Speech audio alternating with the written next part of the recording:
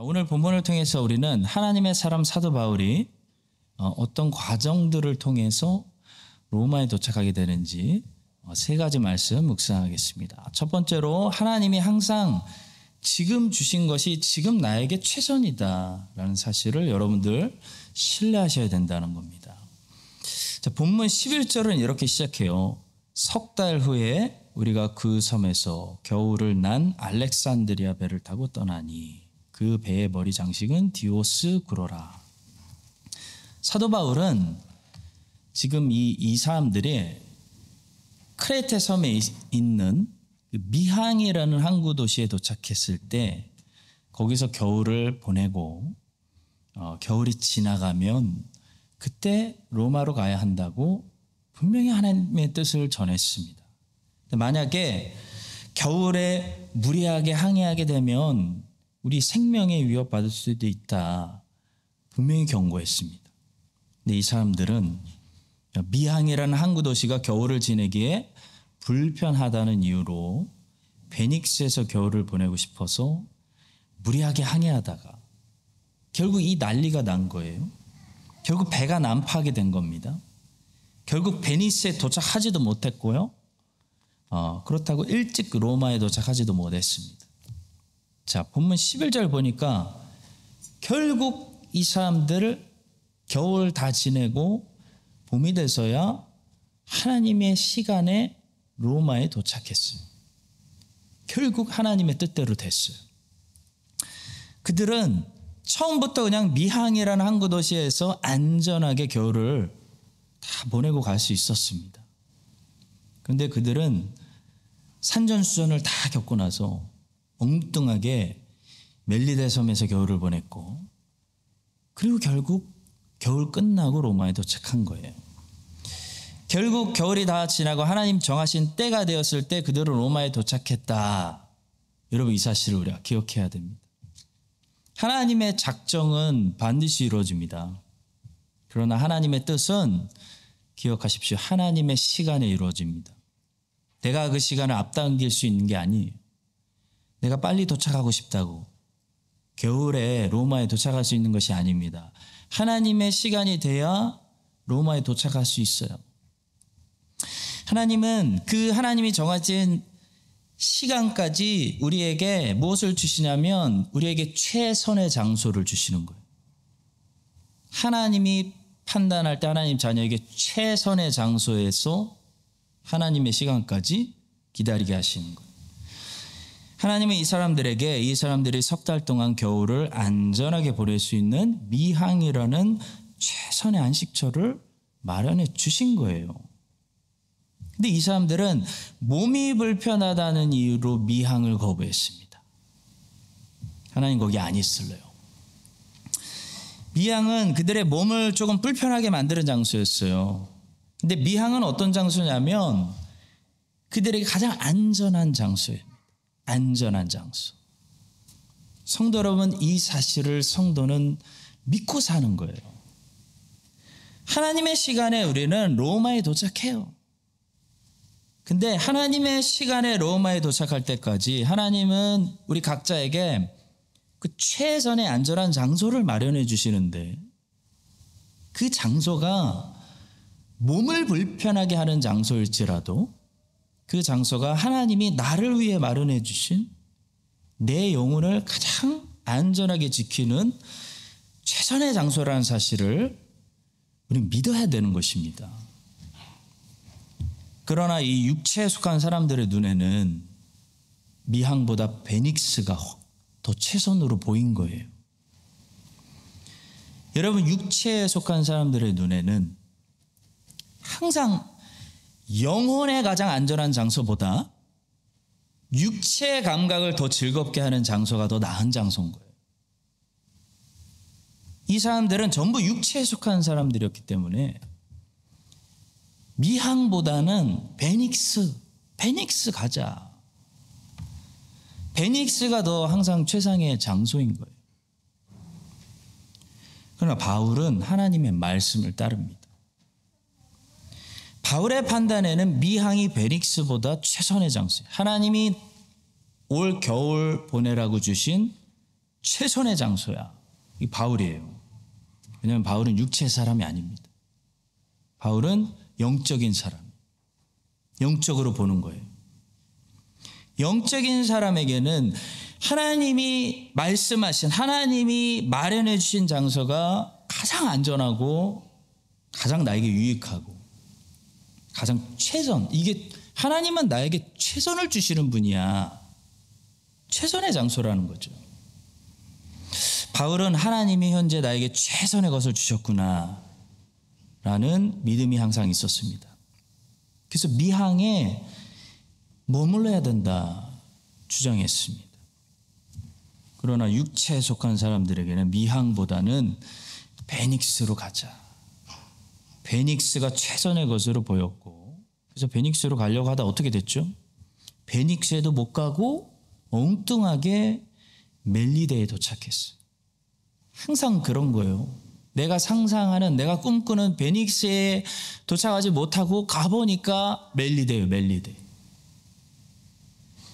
그래서 멜리데에서 결국 원주민들하고 함께 원주민처럼 지내면서 겨울을 보내게 된 거예요.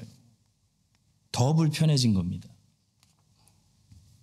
물론 그들은 바다에서 빠져 죽을 뻔했기 때문에 이거라도 감사하게 생각하고 잘 지냈던 것 같은데요. 결론적으로 보시면 처음부터 하나님 말씀대로 미항에서 지내는 것이 적어도 이 무인도에서 원주민처럼 지내는 것보다 훨씬 더 나았다는 거. 미항이 돌아보니까 이 겨울, 올 겨울을 지내기에 하나님이 마련해 주신 최선의 나에게 맞는 장소였다. 성도 여러분, 하나님의 시간에 하나님이 작정하신 것들을 이룰 때까지 나를 위해 마련해 주신 그 장소, 그 소명의 자리, 그 안식처, 그 미항이 항상 나에게 가장 적절하고 가장 안전하고 나와 내 가족을 지키고 내 자녀를 지키고 나에게 제일 중요한 것, 나에게 영적으로 적과 꿀이 흐르는 영의 양식이 뚝뚝 떨어지는 최선의 장소라는 사실을 성도는 믿고 사는 거예요. 미항이 최선인 거예요. 아멘이십니까? 미항을 육체의 눈으로 보고 하찮게 여기지 마시기 바랍니다. 각자에게 미항이 어딘지는 각자가 알아요. 미항은 육체의 눈으로 보면 불편한 곳이에요. 육의 눈으로 보면 미항은 좋은 곳이 아니에요. 베닉스보다 떨어지는 곳입니다. 근데 영의 사람은 바울처럼 미항을 최선의 장소로 보는 거예요. 왜냐하면 하나님이 거기 머물라고 말씀하셨기 때문에. 성도 여러분, 하나님의 시간에 우리 각자는 우리를 부르시는 로마에 도착해요. 근데 그때까지는 미항에 있어야 됩니다. 미항은 괴로운 장소가 아닙니다. 최선의 장소입니다. 내 영혼에, 특히 내 영혼에 가장 유익한 장소. 적과 꿀이 흐르는 땅. 하나님 아버지는 자녀에게 후진 것을 주는 분이 아니에요. 하나님 아버지는 그 풍성하신 자비하심으로 말미암아서 자녀들에게 항상 그때 최선의 것을 주시는 거예요. 여러분, 가장 적절한 게 그때 최선의 것인 거예요. 여러분의 미항은 어디인가요? 하나님은 우리에게 최선을 주시는 분인데 이미 지금 최선을 주셨는데 사탄은 하나님을 최선을 감추시는 분으로 우리 안에 자꾸 유혹하고 왜곡하는 거예요. 사탄은 하와에게, 하나님이 아담과 하와에게 최선을 감추고 계시다. 에덴 동산이라는 최선의 장소에 주셨는데 하나님이 너희들에게 최선의 것을 지금 감추고 계셔 라고 유혹했어. 그 유혹에 넘어갔어. 그게 미혹이에요. 미혹당하는. 그때부터 아담과 하와는 지금 여기 미항이 아닌 선악과를 넘어 저곳에, 저 베닉스에 행복이 있을 거야 라고 믿었어. 여러분, 이 사실을 기억하셔야 돼요. 항상 하나님 아버지께서 오늘 우리에게 이 크라이스트처치 아닌 장로교회와 크라이스트처치와 2023년에 넌 여기서 소명을 감당해라는 그 장소에 이게 최선이구나. This is the best. 하나님이 나에게 최고를 주신 거구나 라는 믿음으로 언제나 살아가시기를 예수님의 이름으로 축복합니다. 두 번째로, 세상에 어떤 것이 절대적으로 선한 것이 아니고요, 하나님이 그것을 선하게 사용하신다는 사실을 절대로 잊지 마십시오.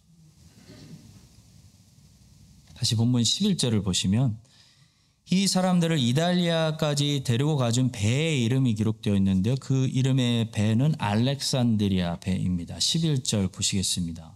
석 달 후에 우리가 그 섬에서 겨울을 난 알렉산드리아 배를 타고 떠나니 그 배의 머리 장식은 디오스구로라. 바울과 일행들을 이달리아까지 안전하게 데려다준 배는 알렉산드리아 배입니다. 근데 여러분, 바울과 일행들이 이전에 타서 난파됐던 배도 알렉산드리아 배예요. 사도행전 27장 6절. 거기서 백부장이 이달리아로 가려 하는 알렉산드리아 배를 만나 우리를 오르게 하니. 그러니까 두 배는 똑같은 배예요. 모두 알렉산드리아 배였고요. 둘 다 이달리아로 가는 배입니다. 근데 한 배는 좌초돼가지고 이달리아로 이들을 데려가지 못했고요. 엉뚱하게 멜리데 섬으로 이 사람들을 데리고 왔고, 똑같은 배인데 또 다른 배는 이들을 안전하게 로마로 이동시켜 줬다는 거예요. 아무리 같은 알렉산드리아 배여도 여러분, 이 모든 알렉산드리아 배가 우리를 항상 로마로 안전히 데려가는 것이 아니에요. 똑같은 배여도 하나님의 시간에 타지 않은 배, 하나님의 뜻대로 타지 않은 배는 우리를 로마로 안전하게 데려가는 것이 아닌 것이에요. 그 배는 우리를 어디로 데려가요? 폭풍으로 데려가요. 엉뚱한 곳으로 데려가요. 위험한 곳으로 데려가요. 원래 이 배가 그런 배가 아닌데, 하나님의 시간에 하나님의 뜻대로 순종으로 타는 배여야 우리를 목적지로 데려가는 것이에요. 세상에 어떤 것들이 항상 절대적으로 우리에게 유익이 되고 좋은 것이 되는 것이 아닙니다. 알렉산드리아 배라고 항상 우리를 로마로 데려가는 게 아니에요. 하나님이 그것을 그때 좋은 것으로 쓰셔야 돼요. 하나님이 그때 그것을 좋은 것으로 만드시고 우리를 위해 선하게 사용해 주시기 때문에 우리에게 선한 것으로 적용이 되는 거죠. 애굽이라는 나라가요, 이집트라는 나라는 아브라함에게 절대 가면 안 되는 나라였어요.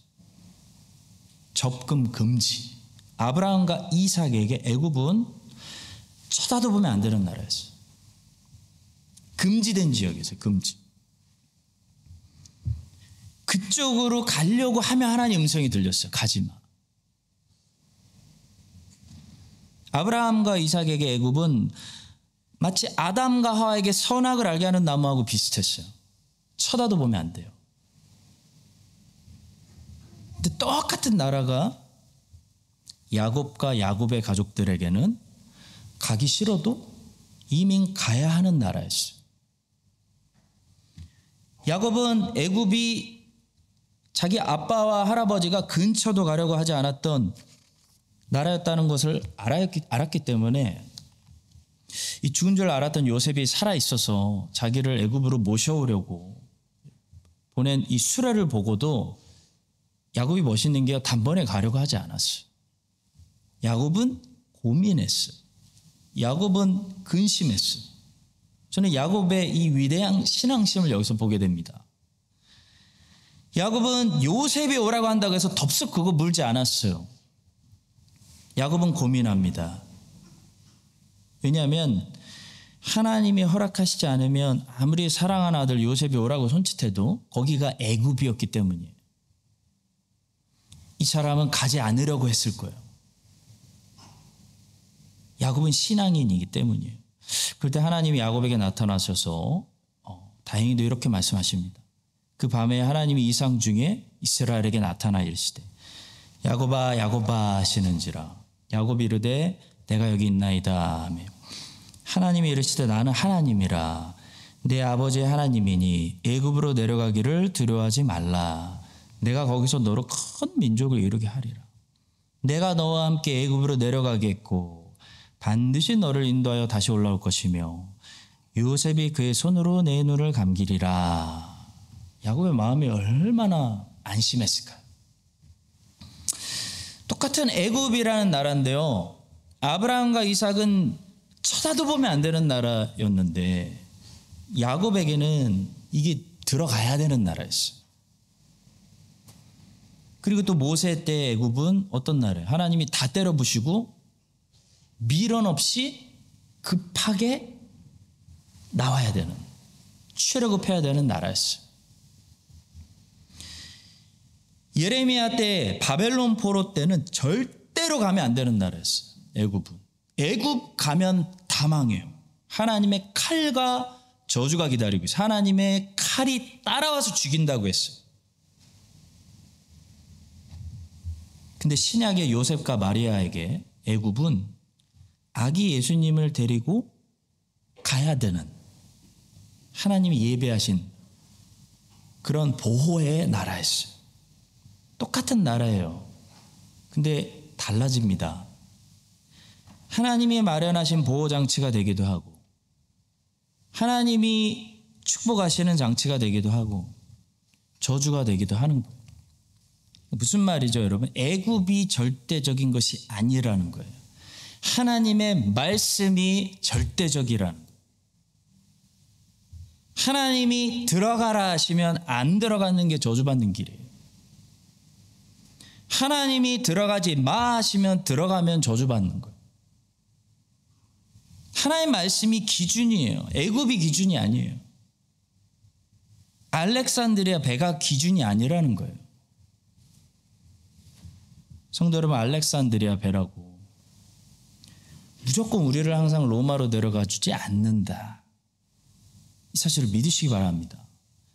본문 11절에 다시 보니까 끝에 이 배의 이름을 누가는 디오스그로라고 기록했습니다. 디오스그로는 그리스 신화에 나오는 제우스와 레다의 쌍둥이 아들 벳사람의 수호신을 가리킨다고 합니다. 그러니까 이교도들은 이교의 헛된 신이 배의 안전을 지키고 바람과 바다를 다스린다 라고 생각했습니다. 그래서 배의 머리 장식에다가 그 그리스 신의 장식을 만들어 놓은 거예요. 그러나 누가는 이미 누가복음을 기록하면서 바람과 바다를 누가 다스리는지 알고 있었습니다. 누가는 확실히 알고 있었어요. 그리고 누가는 이 모든 과정을 바울과 함께 지금 직접 배에 타서 경험하고 있는 사람으로서 누가 바람과 바다를 다스리고 누가 인도하는지, 누구의 허락을 받아야지만 인생이, 삶이, 이 배가 로마로 인도될 수 있는지를 정확히 알고 있었다는 거예요. 로마서에 보시면 사도 바울이 그런 말을 했죠. 내가 로마로 가려고 애썼다. 근데 지금까지 문이 열리지 않고 막혀 있었다. 로마서 1장 13절입니다. 형제들아, 내가 여러 번 너희에게 가고자 한 것을 너희가 모르기를 원하지 아니하노니 이는 너희 중에서도 다른 이방인 중에서와 같이 열매를 맺게 하려 함이로되 지금까지 길이 막혔도다. 유명한 구절입니다. 자, 여러분, 바울이 생각해 보세요. 로마로 그냥 가면 될 것이죠. 왜 못 가겠어요? 물리적으로 못 갔기 때문에 못 갔다고 지금 말하고 있는 것이 아닙니다. 바울이 저기서 지금 왜 저런 말을 하고 있냐면 바울은 무엇을 기다리고 있는 거냐면 하나님의 허락을 기다리고 있는 거예요. 로마서 1장 10절입니다. 어떻게 하든지 이제 하나님의 뜻 안에서 너희에게로 나아갈 좋은 길 얻기를 구하노라. 바울은 물리적으로 로마로 가는 배 티켓을 살 돈이 없어서 지금 안 간 것이 아니죠. 바울이 3차 전도 여행을 마칠 때까지 항상 로마로 가고 싶은 소원이 있었어요. 근데 항상 그 문제를 가지고 하나님께 기도할 때마다 하나님이 바울에게 주신 마음이 아직은 아니다. 아직은 로마로 가지 마. 조금 더 여기 터키 땅에서 일해라. 조금 더 여기 그리스 땅에서 사역해라. 고린도 교회가 먼저다. 라는 마음을 자꾸 주셨기 때문에 바울이 로마로 가지 않은 것이지.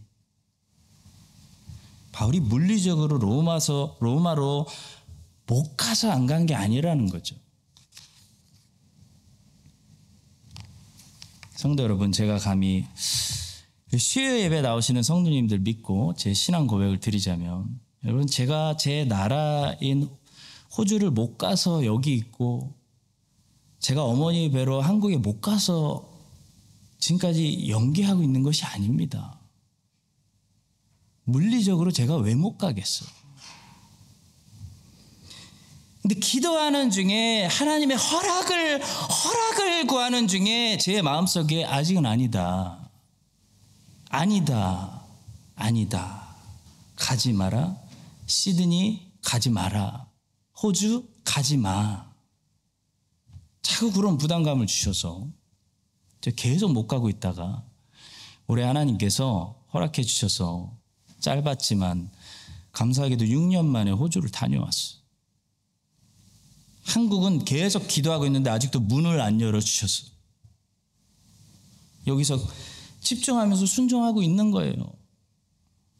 성도 여러분, 성도는 어때야 되냐면요. 성도는 어떻게 살아야 되냐면요. 나는 돈에 여유가 있으니까 언제라도 내가 마음먹으면 나는 한국 다녀온다.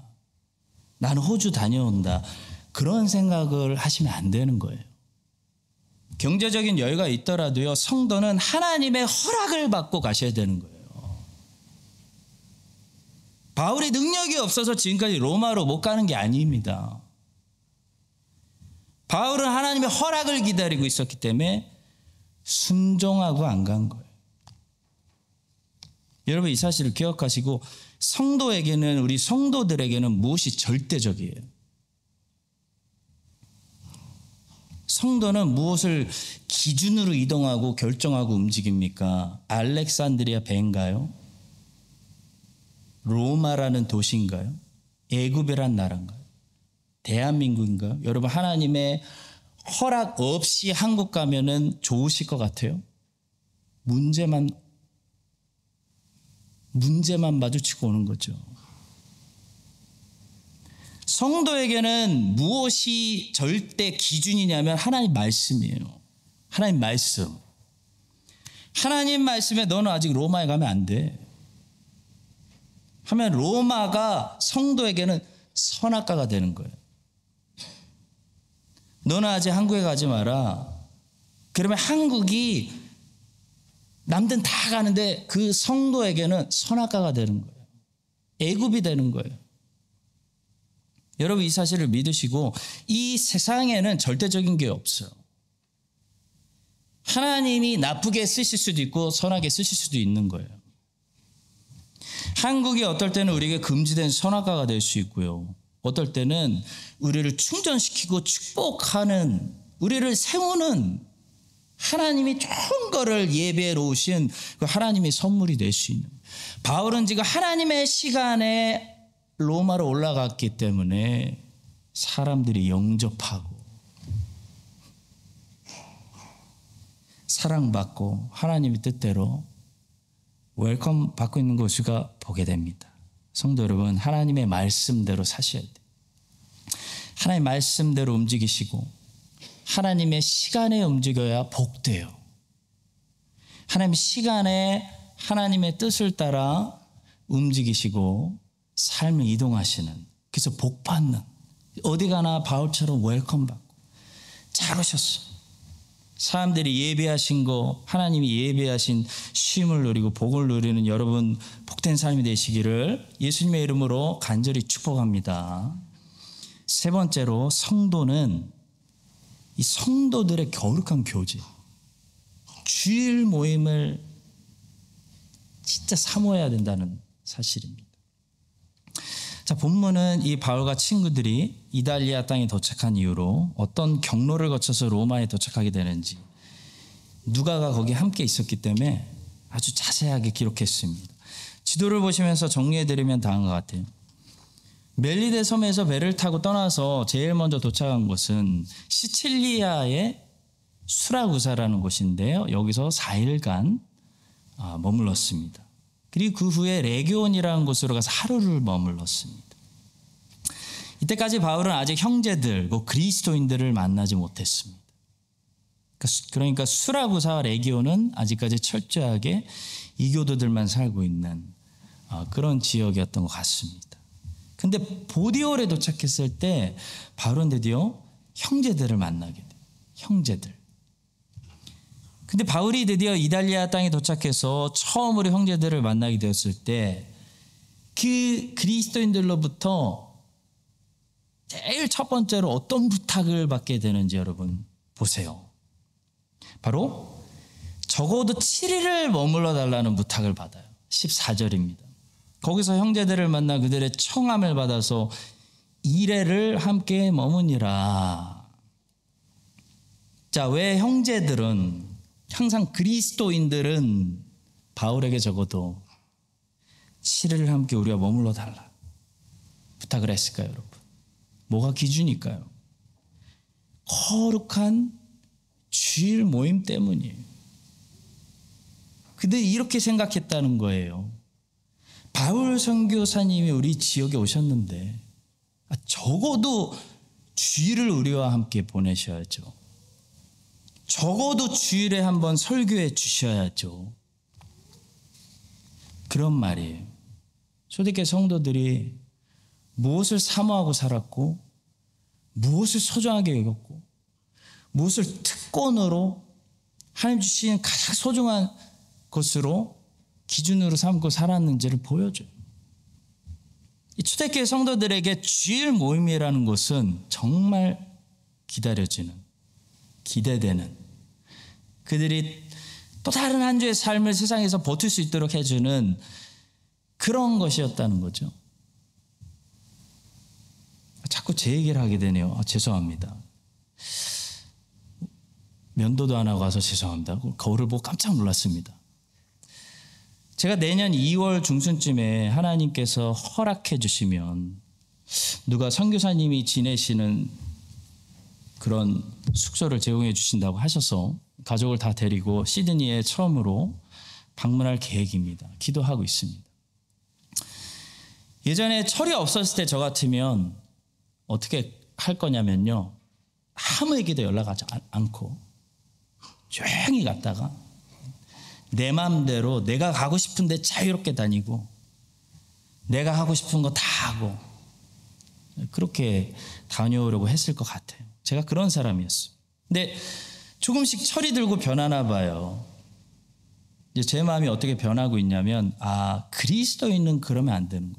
목사는 휴가도 그렇게 세상 사람들처럼 쓰면 안 되는구나. 그런 걸 가르쳐 주셔서 이번에 하나님이 허락해 주셔서 혹시 가게 되면 제가 8년 만에 가는 건데 가면 고마우신 분들 정말 많거든요. 멜번에서는 너가 죽기 전에 내가 죽기 전에 제가 죽는 게 아니죠. 내가 죽기 전에 너를 한번 꼭 봐야겠다라는 분도 계시는데 제가 못 빼고 왔어요. 시드니에 8년 만에 가면 고마우신 분들 참 많거든요. 가면 제가 다 만나고 주일에 제가 특별히 섬겼던 교회 가서 예배 다 참석하고 수요예배도 참석하고 예배 드리고 오려고 합니다. 그런 마음을 주시네요. 이제 성도 여러분, 솔직히 목사 입장에서 제가 시드니 간다고 공개적으로 알리고 가면 저는 가서 하나도 못 쉬고 옵니다. 제가 가고 싶은데 다 못 가고 와요. 제가 저를 위한 휴가를 즐기고 싶으면 목사는 비밀리에 다녀야 돼요. 근데 제가 성경을 보니까 그리스도인은 그렇게 살면 안 되더라고요. 바울과 초대교회 성도들은 어떻게 교제하고 있습니까? 성도의 교제를 너무 사모하고 있어요. 바울이 언제 또 여기 오겠어요? 그러니까 여기 오신 김에 적어도 7일을 우리와 함께 지내주시고 주일 모임을 우리와 함께 꼭 보내주시고 하나님 말씀을 한번 꼭 설교해 주십시오. 이 보디올에 모인 형제들이 지금 그걸 부탁하고 바울이 그걸 당연히 수락하고 있는 거예요. 사랑하는 성도 여러분, 솔직히 목사는 정말 휴가를 즐기고 싫으면 설교를 안 해야 돼요. 쉬는 거죠. 근데 제 생각이 바뀌었습니다. 진짜 바뀌었어요. 성령께서 철없는 저를 조금씩 변화시켜 주시고 계시는 것 같습니다. 이제 저는 호주를 가더라도 한국을 가더라도 미리 다 공개하고 연락드리고 갈 거예요. 특히 거룩한 주일에 설교를 요청하는 곳에 있으면 기꺼이 다 응답해서 몇 번이든 설교하며 제 육체의 신보다도 제 그리스도인이잖아요. 그리스도인 형제로서 주일 성수와 안식일 계명, 주일 모임을 통한 그곳에 있는 형제들과의 성도의 교제를 더 사랑하고 더 귀하게 여기고 그렇게 지키려고 합니다. 우리 성도 여러분들도 성도님들도 오늘 주시는 말씀을 가지고 각자 그렇게 다짐하셔야 돼요. 이게 오늘 우리에게 주시는 말씀이에요. 성도는 휴가를 가시더라도 놀러 가는 게 아니에요. 휴가를 가시더라도 초대교회 성도들처럼 항상 그 지역에 주일 끼고 가시면은 안식일 준수, 이게 중심이에요. 저는 그래서 우리 교회 성도님들 존경해요. 어떤 분은 주일 여기서 안 보내면은 저 이 교회 주일 성수하고 왔습니다. 저에게 사진 보내. 너무 존경스러워요. 초대교회 성도들처럼 휴가를 가시고 여기 안 계시면 주일 끼고 안식일 준수, 주일 성수, 주일에 하나님의 교회를 방문하셔서 그 성도들과 꼭 교제하고 예배드리시는 그런 거룩한 모임을 여러분들 사모해 주시기 부탁드립니다. 세상의 어느 곳에 계시던 어느 지역으로 휴가를 가시던 그 지역의 교회를 미리 알아보셔야 돼요. 열심히신 분들은 미리 알아보시고 탐색하시고 저에게 점검도 받으세요. 목사님 여기 가도 될까요? 주일에는 그 지역에 그 교회에 있는 형제들과의 교제를 항상 사모하시는 진정한 이 사도 바울을 닮은 그런 그리스도인들이 우리가 함께 되시기를 예수님의 이름으로 간절히 축원합니다.